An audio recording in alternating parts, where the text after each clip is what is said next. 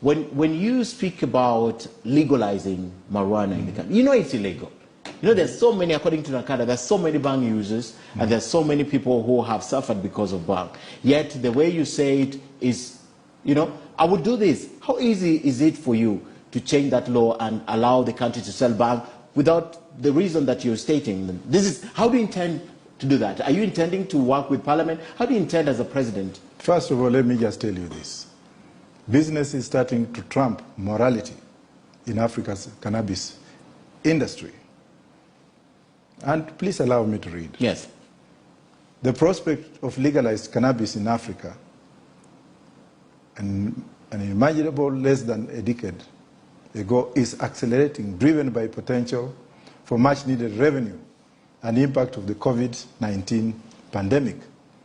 Then the last statement I'll read for you says, generations of Africans have faced the wrath of colonial era and morality laws surrounding cannabis use, with many involved in cultivating and selling the plant jailed, forced to operate underground, and had their livelihoods destroyed.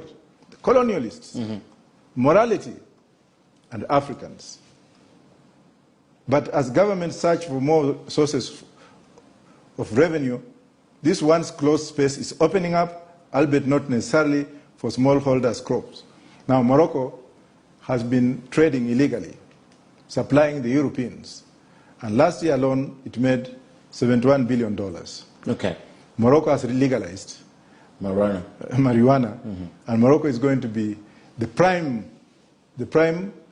state in terms of economic development in Africa. And for your information, 10 African countries have already legalized marijuana, starting from Eswatini, Lesotho, South Africa, Zimbabwe, Uganda, and so forth. And if you go by what is here, it says Africa's legal marijuana industry could be worth much as 7.1 billion by the year 2023. Now, why should Kenya be left behind? Why can't we plant this plant and then come out of this issue of borrowing and then emancipate our children and people from poverty for industrial purposes, for medicinal purposes, and for export purposes? Because there are a lot of good things that come out of this plant. I have never smoked, but I intend to smoke that day when I'm elected as president.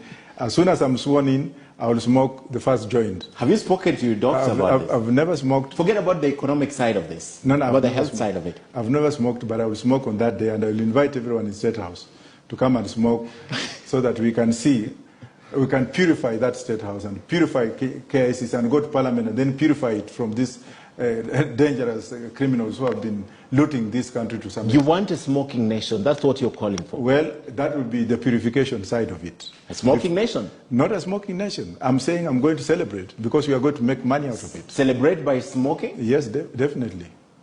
How many people